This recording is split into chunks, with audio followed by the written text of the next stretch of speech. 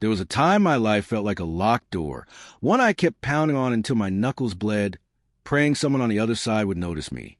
10 seconds ago, I was nobody, just a shadow, erased by the very people I would have given everything for. Tell me, have you ever poured yourself into someone only to realize you were invisible the entire time? Stick with me, because this was the night I stopped knocking and kicked that door wide open. My name's Leo. The rooftop buzzed with laughter and flashing lights. Music thumped from hidden speakers, reverberating off the city skyline. Champagne glimmered under strings of fairy lights swaying in the night breeze. It was supposed to be a celebration. My brother Ethan for motion, his victory lap. He looked like a cover model, all polish and confidence. Nora, his fiancée, clung to his arm as if she'd won a trophy. What nobody there knew was that I had built half of that success. I rewrote his resumes, slipped him rent money, covered for his mistakes. I held the ladder while he climbed, and tonight, I wasn't even on the guest list.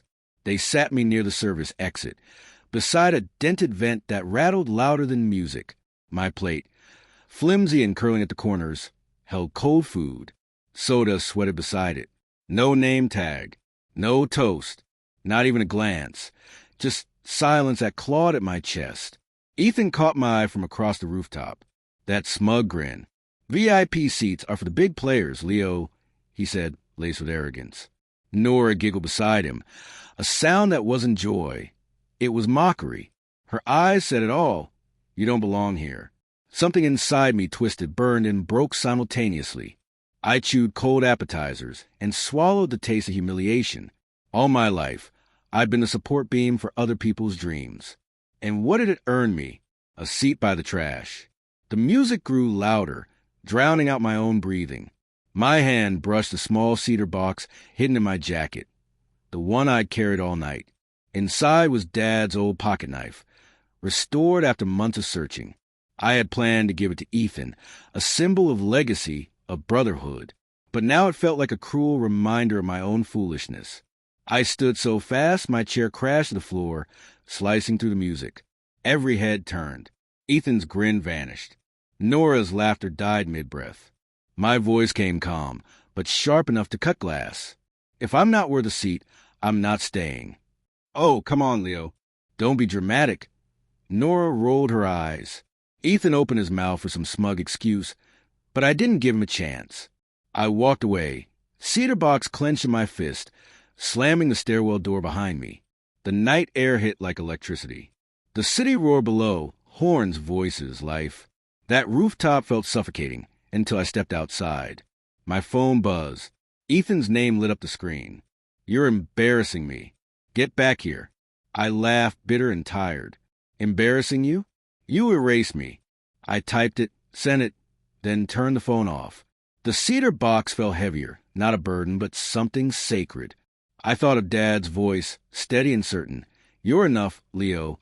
I clung to that like oxygen. Then a motorcycle rumbled. My cousin Sam pulled up, engine growling, helmet under his arm. He didn't ask questions. He just looked at me with quiet understanding. Hop on, he said. You don't have to walk this off alone. I climbed behind him. The city blurred into streaks of light. Wind tore through my hair, washing away the bitterness. You good? Sam shouted over the wind. Done. I called back. Done being the background in someone else's story. He nodded. No pity, just respect. When we got home, I placed Dad's knife on the counter. It caught the light, sharp, honest, reborn. The next morning, Ethan texted. Chill out. You're overreacting. Come back. I'd heard it all before. His words were meaningless now. A few days later, he found me in a quiet diner. He looked smaller than I remembered. His voice cracked. It wasn't personal, Leo. We just ran out of space. I stared at him.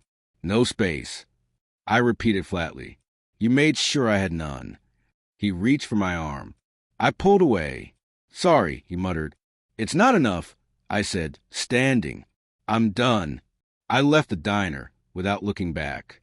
The knife rested in my pocket, not as a weight, but something solid, grounding. Outside, the city pulsed with noise and possibility. For the first time, I felt it, the hum of freedom, of second chances. I wasn't Ethan's shadow anymore. I was Leo, and that was enough. If you've ever been ignored by the people who are supposed to lift you up, listen to me. You don't need their approval. You don't need their door. Kick it down. Build your own. And if you've ever walked away from someone who made you feel small, hit that like button. Drop your story in the comments. I'll be reading. Because this isn't the end of my story.